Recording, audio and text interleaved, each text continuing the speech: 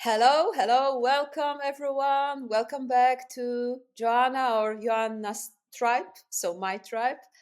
Today, another guest, exciting conversation to come, and it might be super interesting for my audience, especially from Europe, because we have a guest from a different continent and from different culture.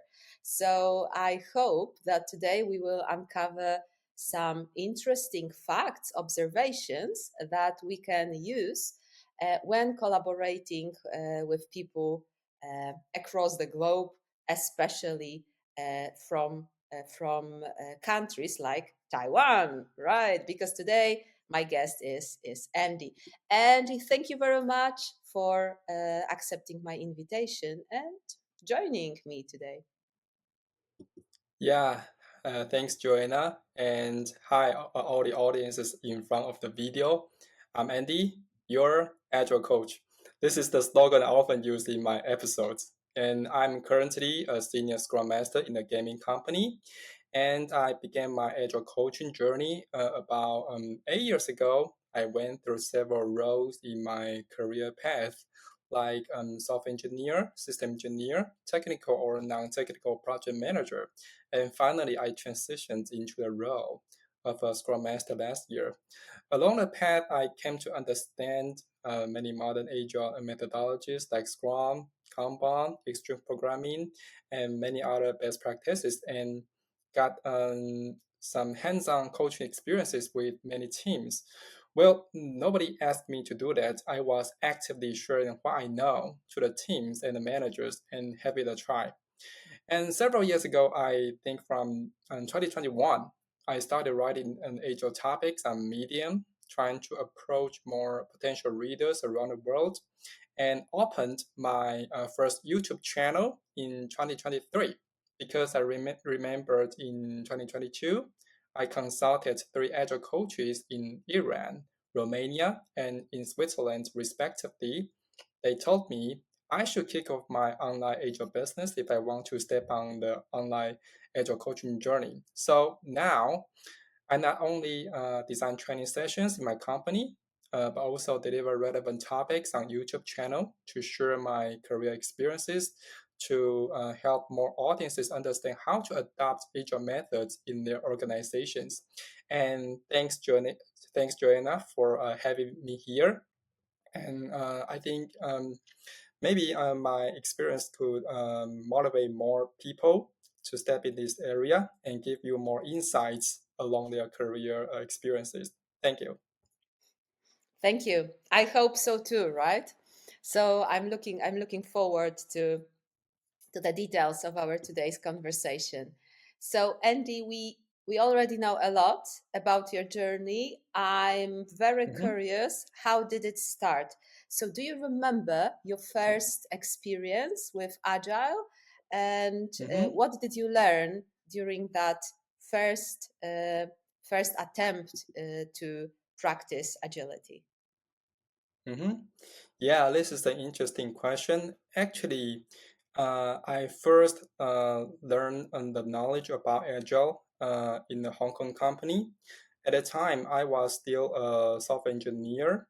And one day, when we had a business trip to Hong Kong, our manager just told us, we are going to kick off the Agile transformation in our company. And at that time, many departments are trying the Scrum adoption.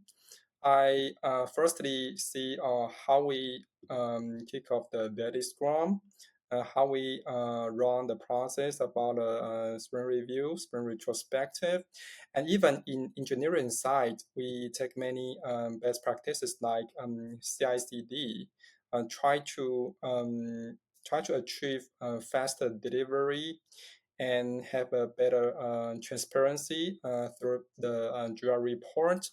That's my first experiences about Agile.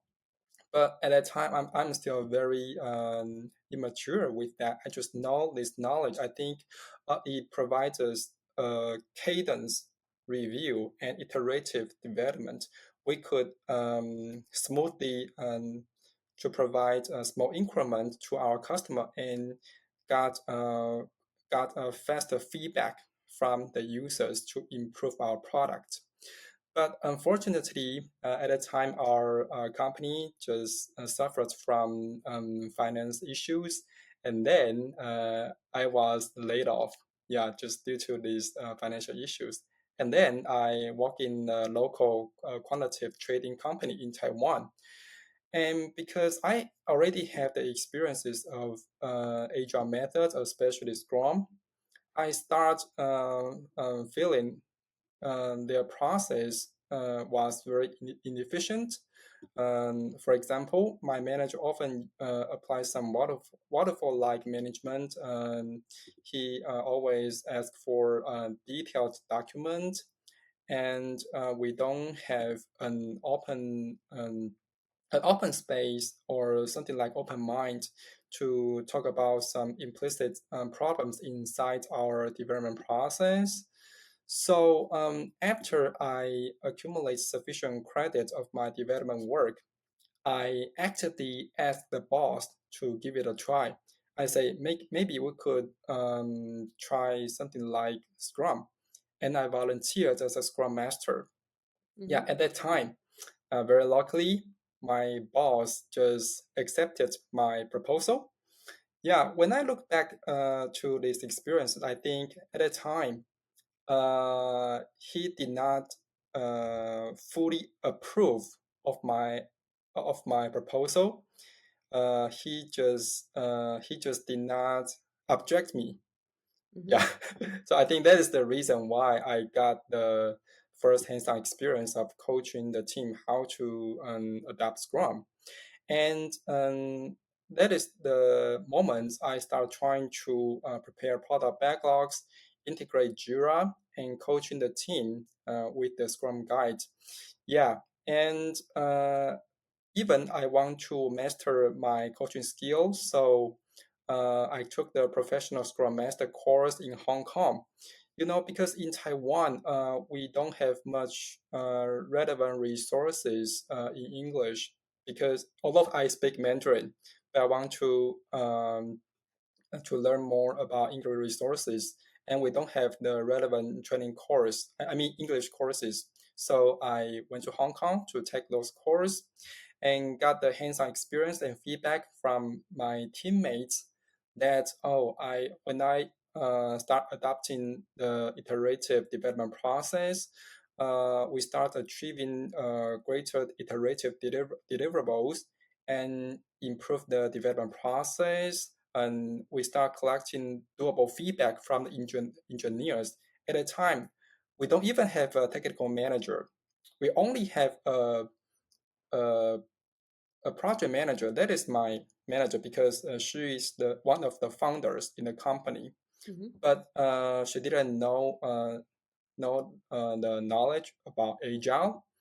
So that's my first experience about coaching the teams. And I feel it's better for me to step into the project management stuff because I got many feedbacks from my manager and colleagues. They say, "Hey, Andy, I think um, you are more suitable to become a project manager, not a software engineer, because I always see you try to coordinate the sessions and communications among different roles, not only with the developers, but also with managers or bosses. Maybe you are suitable for this career path, and you could try to transition to another role." Yeah, because in Taiwan, actually, agile is not the popular term here. Mm-hmm. So if I want to do this, I need to transition to a project manager, but doing the agile steps. Yeah, if I see myself, I think I am not a typical project manager because I have software engineering background. I have the experience of team coaching, and I'm good at uniting different roles to achieve the milestones. And these elements become the solid foundation for my agile journey. And luckily, I was offered as the senior Scrum Master last year, and I have I have a broad opportunity to face teams, managers, and different stakeholders to adapt the team dynamics to organizational goals. And currently, um, I'm working with the product teams in Georgia. I mean, in Central Europe, in Georgia. Mm. Yeah, that would be a great experience for me to master my agile skills. And I think this is approximate the experience how I shape my career in the beginning. Yeah, Hmm. thank you. Thank you. Thank you so much. That's a really interesting story, and I feel like you already started answering some of the questions that I would love to deep dive, because Mm-hmm, my personal experience is that Agile and Scrum generally is no news in Europe, mm-hmm, in US. You know, a lot of people at least heard, many of them even tried, right? And what I mm-hmm. hear from you is that it's not so popular in your country. So would you be so kind and describe in more details how this, let's say, agile landscape looks like Mm-hmm. in Taiwan? Oh, of course. Actually, this is an interesting question. Yeah, because in Taiwan, Agile is not a widely adopted mindset or approach. I said Mhm. because as per my observation, it's only limited to some highly profitable industries like gaming, IT Okay. industry, semiconductor, finance, and very sadly, even in these industries, only a small group of people understand what Agile is. So before I had a joke. I say I try to take Agile best practices into an organization. They sounds like I was planting a rose in a desert. Yeah, and I know, but in Taiwan, there are still small groups of people pushing this transformation. Often they would host some local agile summits or something like registered Scrum Master summit, Mhm. but they are hosted primarily in Mandarin, not English. So I think anyone who wants to develop agile landscape should have strong mindsets to face many prejudices from others. Something like, does it really help a company profit in the end? Yeah, I think that's the difficulties that most agile cultures will face in Taiwan. Yeah, I think it's also relevant to our culture. Yeah, we Asians are more maybe more conservative to that. And as per my observation, yeah, because Agile Manifesto was originated from the US, right? Mhm. Mm-hmm. But we are Asians. We have some cultural difference with that.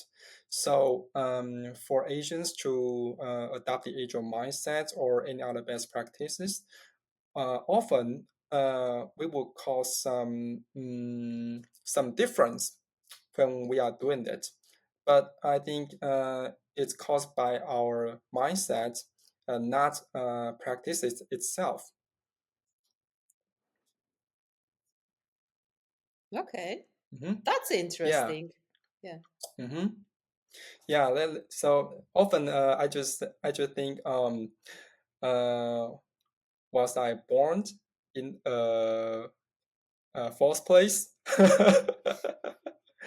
Yeah, because for any agile coaches in Taiwan, like me, if I wanna approach more audiences around the world, I need to cross the threshold of at least language, Hmm. language. Yeah, or I will be limited to a small place like Taiwan. If you refer to the countries that speak in Mandarin, maybe you would think mainland China or some people in Malaysia or some people in Singapore or Hong Kong. yeah, it's very limited. Although I know there are still a lot of people trying to do this, but in my perspectives, I would rather approach more potential users around the world rather than just limited in a small place. Yeah, it's very different from your viewpoint, right? Yeah. Yeah, because we have a different view about this. We are in different environments, so we have a different viewpoints about this. Yeah, it's very common in Europe. I know. Yeah, but it's not popular in Taiwan. Even when you step out of the capital, nobody understands what you are talking about.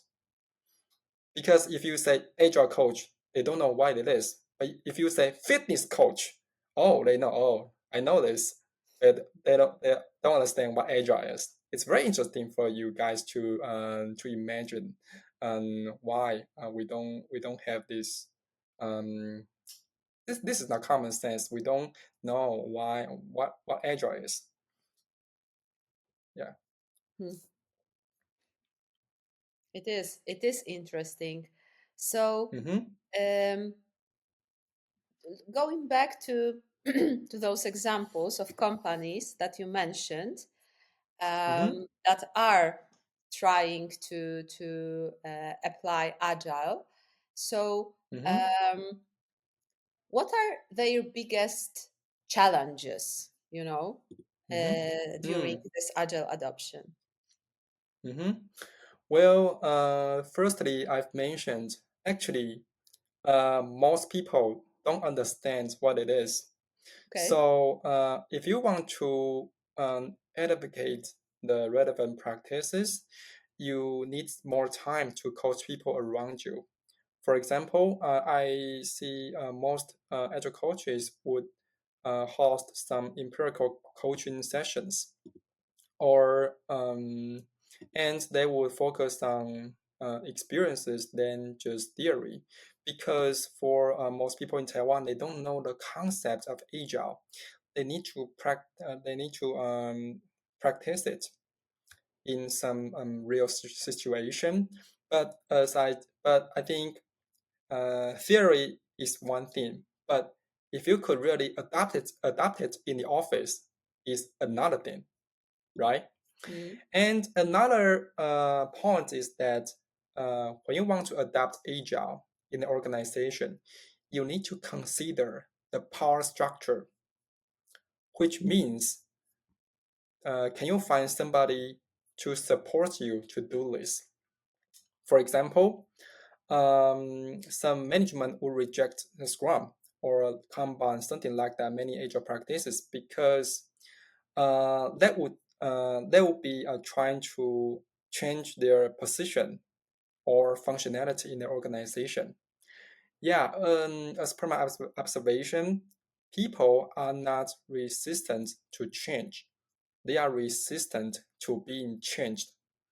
But if an organization are trying to do this, then it's doomed that somebody uh, will be inevitably be changed in its process, even they will left, right? Okay, so uh, I feel very lucky that my current manager fully supports me to do agile transformation in many aspects, like coaching, process improvement, and I have the privilege to talk to various stakeholders and understand team dynamics across departments. And lastly, I think it is mindset that matters. Yeah, because I think an individual with incorrect mindset will misuse the agile methodologies. For example, in many organizations, especially in some big companies in Taiwan, um, managers will force the team to use some best practice. For example, we say story points.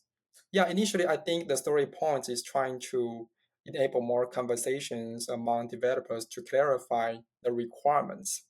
Yeah, it's not just about estimation, but as per my observation, many managers will force the team to use it, just want to estimate precise timeline instead of enabling more dialogues. And such a behavior will make the team frustrated because they just see demand and control, not self-organization. So for me, agile practices uh, for agile coaches, those are just technical issues. But the most important thing is that what is the mindset for those who use it?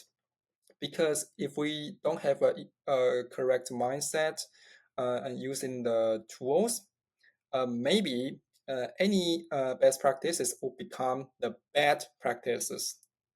Yeah, I think that is the primary three reasons. I think the big challenges most organizations will face when they are trying to adopt agile practices. Thank you. Thank you so much. Mm-hmm, So, Andy, I know that you read a lot and you try to build community around the world. So mm-hmm, maybe you had a chance to observe or at least listen to stories mm-hmm, related to agile implementation in different countries.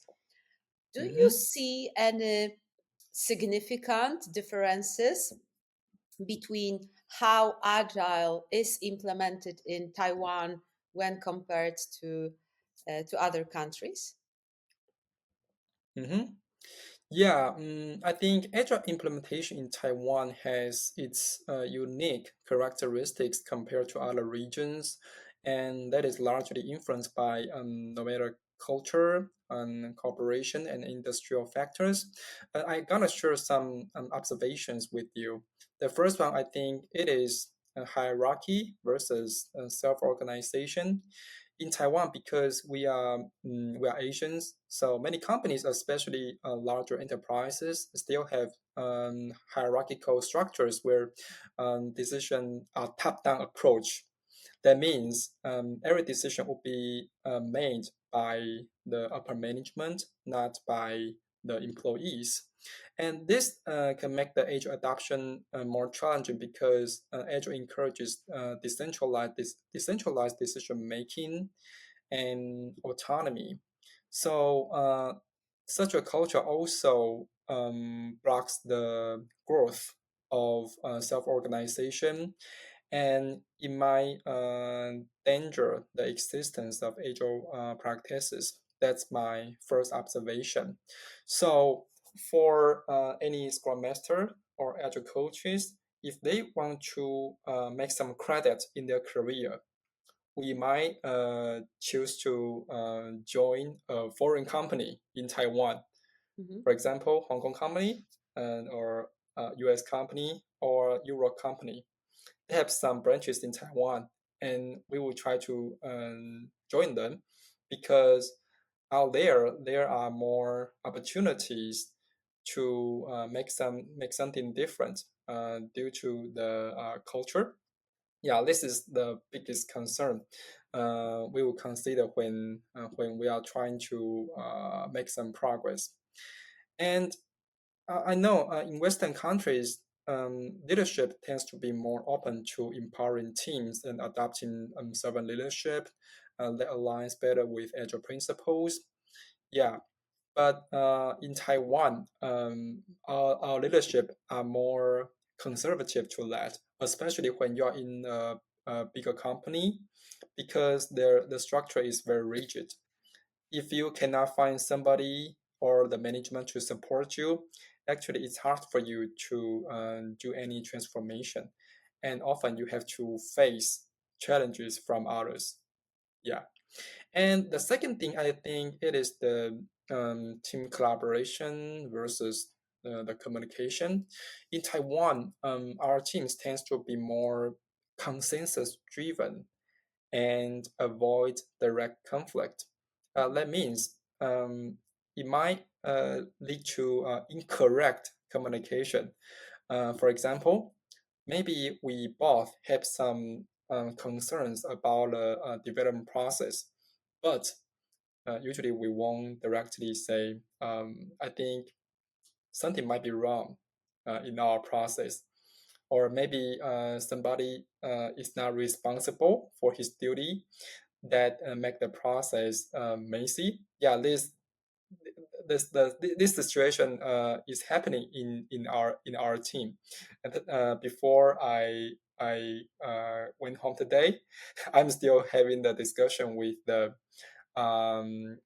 teams in Georgia about this issue, but they are more open to this. We could directly debate.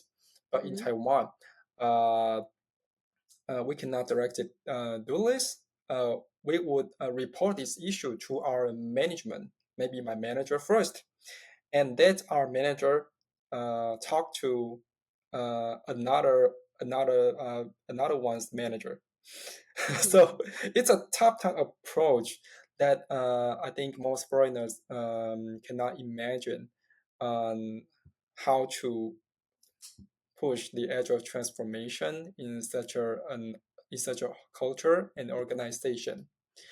And I think in Western countries, direct communication and healthy debates are more common, and this can accelerate decision making and innovation. I think that's very common in Western countries, and I'm more open to this because as an Asian, as a Taiwanese, I'm still learning how to become more open because internally, I dislike conflicts with others. Yeah, but as I work with teams in Georgia, I I try to learn. I try to learn to be open to debate. Yeah, even sometimes I still like that. Yeah, I want to make everything we have a standard SOP that makes everything make sense, and we don't have any concerns about that. Yeah, and I think the last thing, I think it's about the industry. Yeah, in Taiwan, agile adoption is mostly central concentrated in IT and software related countries. If you say other traditional sectors like manufacturing, finance, and government, I don't see adopt any agile practices because they they they are such a big company with rigid structure.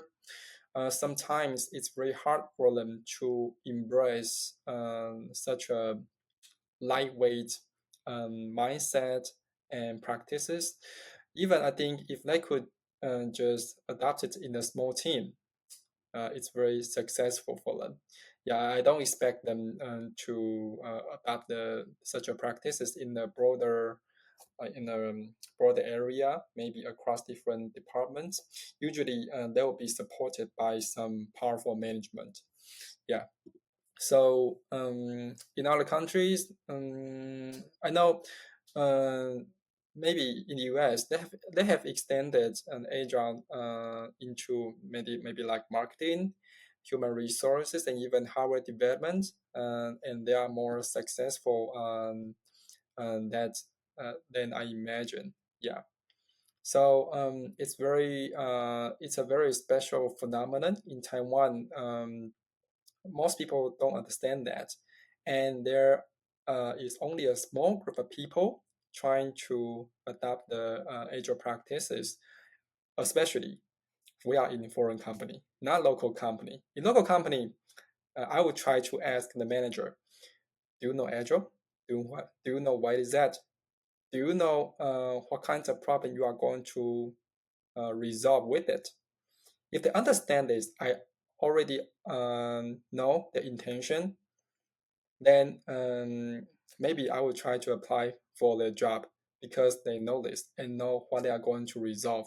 Because I see in many companies, although they say they want to hire a Scrum Master or like an Agile coach, but actually they don't understand what they are going to resolve for their organization. Yeah, they even maybe they just make a project manager as a Scrum Master. This is very ridiculous for me. Yeah, because these two roles, although they have some overlaps, in their functionality, but what they do is still very different from each other. Yeah. Okay, thank you so much. That's that's interesting indeed, as it Mm-hmm. helps me realize why certain things may not work in Taiwan Mm-hmm. in the way that I expect them to work, for instance, in Poland, here in Europe, right? Mm-hmm. Yeah. I think it's a special experience if I have ever worked in some external teams, especially maybe in Poland or in other Western countries. Yeah, it will be a special experiences for me. Yeah, because in Taiwan we are trying to overcome the threshold of the culture Hmm. that prevent us from achieving more agile mindsets and practices. Yeah. So yeah, sometimes I even think if we could exchange our soul, I become you and you become me. We try to experience how each other feels like in their environment. Yeah. So, but that's just my imagination. I still have my way to go with that. Thank you so much. Mm-hmm. So Mm-hmm. so we already learned about some of the cultural aspects that will Mm-hmm. influence agile, and thank you very much for pointing out that sometimes people simply don't know what agile is, right? and Mm-hmm. and this is something quite common, Mm-hmm. especially when the company does not collaborate with its branches in different countries, right? In different continents and cultures.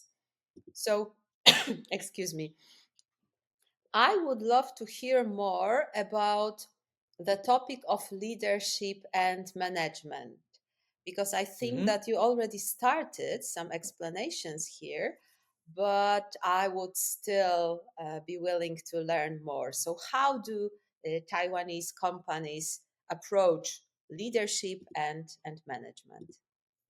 Mm-hmm. Yeah, this is the interesting question to me when we talk about the leadership and management in Taiwanese company.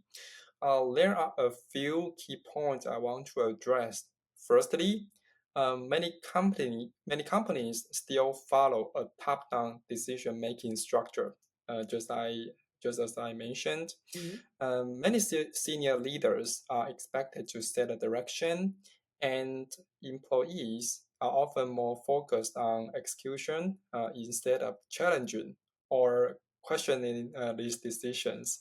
Yeah, because if you are trying to questioning those decisions, you will be the special individual in the organization. Yeah. It's a metaphor, a special individual in the Special. organization because yeah, because most people don't do that, but you do. Mhm. And this can sometimes create friction with HR principles and that emphasize self-organizing teams and decentralized decision making. Yeah. And secondly, there is a strong emphasis on stability and risk aversion. What does it mean? Many companies prefer long-term planning and careful execution over rapid experimentation. Mhm. That means teams may be less willing to take risks or iterate quickly, and this can slow down the agile adoption because in agile we embrace iterative delivery. We try to be flexible and ship increments to users. Yeah, as quick as possible because we want quick feedback from the users. Yeah. So instead of embracing failure as a learning opportunity, there is often a mindset of getting things perfect. before moving forward. I think that is the primary phenomenon I observe uh, around me in those local company. Yeah, because often they have a limited budget. If you make things failed, okay, then maybe you are facing some unmanageable situation. Maybe you will be laid off. You'll be laid off. You have no job, or you might irritate some management. Then you will feel frustrated. You will say to yourself, why delays? Why try to challenge their position? So why try to adopt something like agile practices?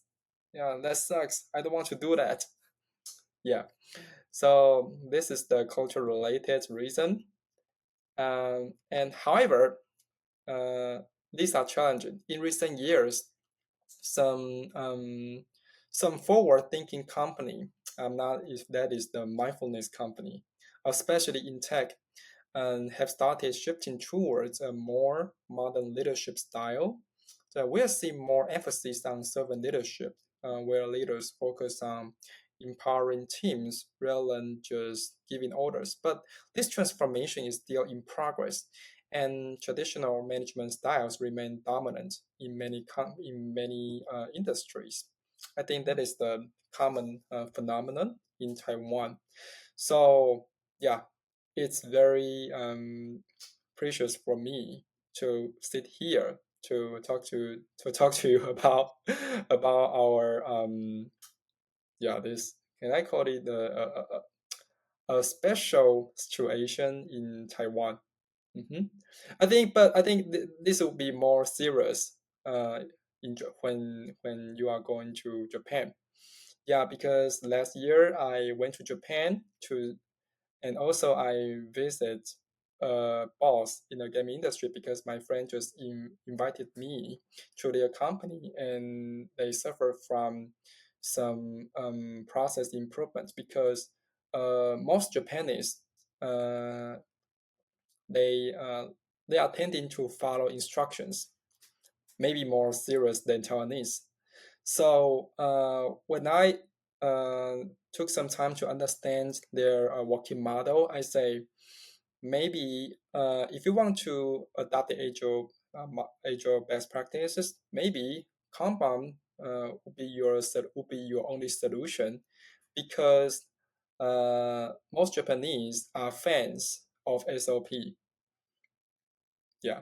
So if you are trying to visualize your workflow and define several working stages and set up the criteria how to do everything at every stage, maybe that would be the only method to visualize your workflow and start expose some hidden problems inside your development in your development work. Yeah, that's just my first experiences when I talked to the Japanese boss. Mhm. But I think if you were in Singapore, situation might be different because as from my observation, Singapore would be the only country that could generate the management theories in Asia. Yeah. hmm because they are more open to foreign companies and most people speak in English. I know maybe many people could speak Mandarin, but their official language is in English. Yeah, maybe they have different situation, but I've never been living there, so I don't know why it looks like uh, about agile adoption there. Yeah, that could be another interesting research and maybe Mm-hmm. some conversation to Mm-hmm. come in the future. Mm-hmm. But what about your imagination about this? Yeah. My imagination. Mm-hmm. I think that this topic that we just covered to some extent, so leadership and management, could be one of the biggest differences, to be Mm-hmm. honest, between our cultures and between different countries. Because I feel like in my country, and well, not only in Poland, in many countries around Poland, it is okay to challenge each others, and more and more managers. This is also my personal experience. Managers want to be challenged, right? So they not only expect that you would disagree, but it also happens to me that they expect me to do it out loud, right? Even in the front of others.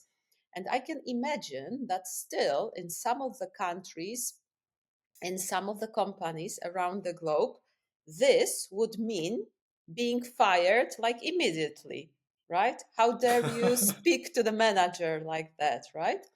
So for me, it's a Mm-hmm. really interesting topic, because I think that it can affect a lot how we do things, uh, what kind of practices, tools are viable for your context, for your environment. Mm-hmm. Uh, the job of the leader and the influence of the leader when it comes to ways of working typically is enormous, right?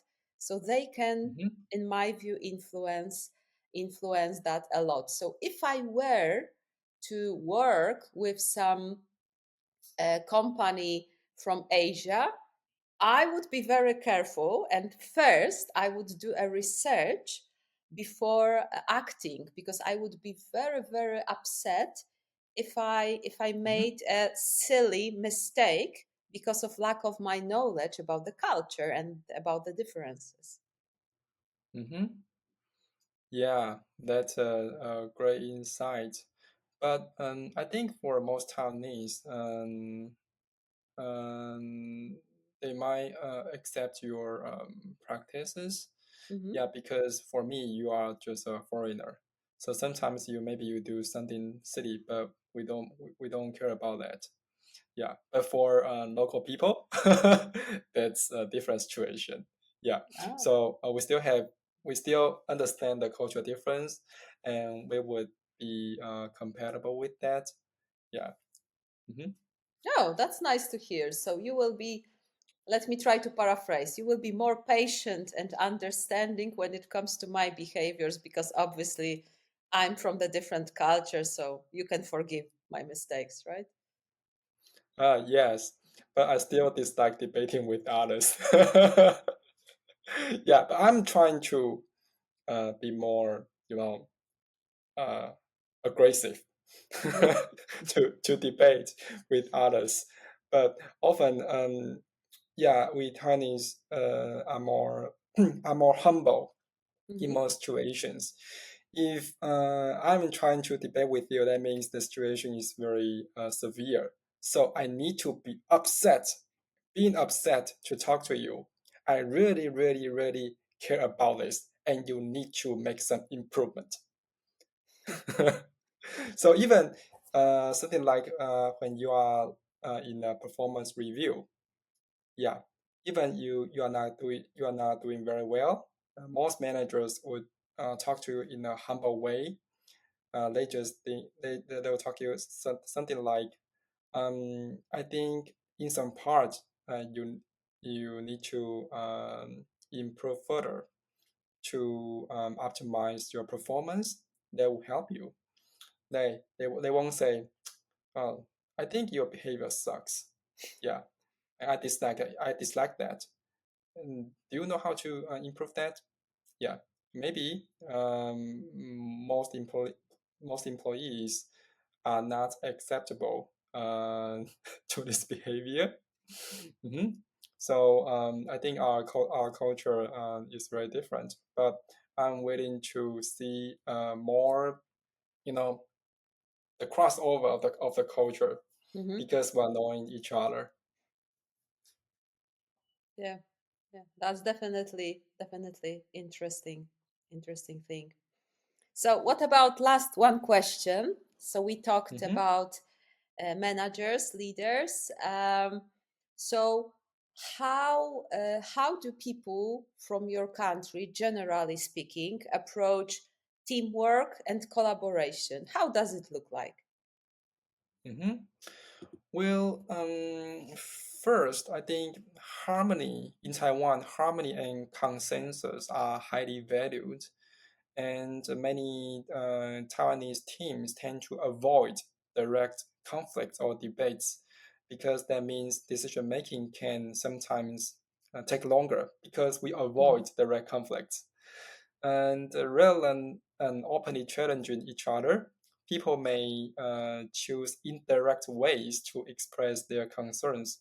So while this helps maintain a positive work atmosphere, it can sometimes slow down the discussion, like in our sprint planning and retrospectives, because we did not directly get to the core of the problem. Mhm. And just keep it inside our process, and maybe it will be gradually exposed as time goes by, but it does not happen very quickly. And second, there's a strong sense of collective responsibility. That means team members are generally willing to support each other and share workloads. However, yeah, although we are willing to share workloads with others, but this can sometimes lead to unclear accountability, and people will be hesitant to take ownership of decisions because they don't want to cross the boundaries. For example, I'm the front developer and you are the backend developer. Mhm. Yeah, from a definition of the cross-functional team, uh, maybe I should try to understand more content about your work, and maybe sometimes we could have something like pair programming, or when you are not, maybe you take your holidays, I could take some of your work and make the progress moving forward. But in our culture, we are trying not to step into other people's accountability area. Mhm. Because in fact that is not my KPI. Your work is your work, and my work is my work. Mhm. Although I know how to take your duty, but often we tend to complete our work first, and not to step in on other people's accountability. Yeah, so I think that's the second thing. And finally, collaboration is often structured rather than spontaneous. This is kind of maybe unclear. Let me give you more examples. Many teams rely on formal meetings and processes to align instead of quick informal check-ins.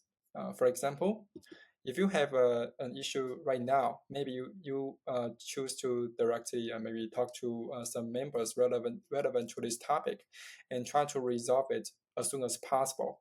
But in most companies in Taiwan, maybe they they choose to kick off a formal meeting, Mhm.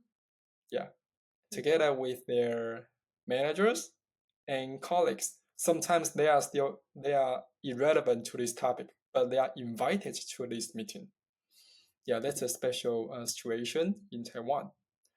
So this approach, I think it works well in traditional environments, but may feel less adaptive in agile environments, where continuous improvement and real-time feedback are encouraged. So overall, teamwork in Taiwan is deeply rooted in respect, harmony, and structure. Yeah, on appearance, you think, oh, respect, harmony, and structure is it's a positive thing, but in different cultures, these terms might derive into different forms. You Mhm. know, So as these traits foster a strong relationship, they sometimes need to be balanced with more open discussions and faster decision making in the office. Yeah, sadly, in our schooling system, we are not told to we are not told how to have a good teamwork and collaboration because we are more like elitism. That means in school, we are trained to master some skills. Yeah, we are powerful in our professional domain, but um, we are not told how to collaborate with each other and achieve the common milestones. So most people in Taiwan, they start learning how to collaborate with each other just when they start working, Hmm. not in school, not in school. So yeah, it's a sad thing, I think, for me. Yeah, although I know the importance, I think this is implicit abstract value for people to know that. And I think it'll be better if you know this as early as possible when you were a children. But most people um, don't don't take it into the consideration when they are in childhood because most parents don't care about that. They care about their grade. They don't care about teamwork and collaboration. So I think that is another culture issue that caused why Agile mindset cannot be widely adopted in Taiwan. Mhm. So when we heard, oh, most foreign children they could leave school very early, it's very um, it's very special for us because usually after school we we would choose to go to the maybe cram school. Mm-hmm. Yeah, we will study more, but not do something like maybe work with other classmates to do some side projects. Yeah, we don't learn that. So that's a special phenomenon. Not just in Taiwan, maybe it's more serious in mainland China or in Thailand and in Japan. Yeah, so there's a different culture between us. Hmm. Thank you. Thank you so much. Hmm. So I've Yeah, yeah, learned yeah. more things. Hmm. Okay, so having said that, I think we covered already a lot, and I think we can gradually end our conversation. Thank you once again, Hmm. Andy, for joining me. It was a pleasure. Yeah, thank you, thank you. Thanks for having me here. I'm glad to see your audiences, and it's very precious experience for me to share my insights with you. And I think this discussion will give you more insights and experiences in your coaching journey and with your audiences. Yeah, thank you very much. Definitely, definitely, I agree with you. So, thank you very much, everyone. Thank you for watching us. Thank you for listening to this episode. Please come back to me, and if you have any questions, if you would like to contact Andy, please use comment section. Please feel free to check the links in the description below, so you will be able to, as you can see, Andy is great assistant here, so you can find all the relevant information below. Enjoy the rest Hmm. of your day. Good night if it's already late at your side, and see you in the next episode. Bye. Hmm. Bye bye.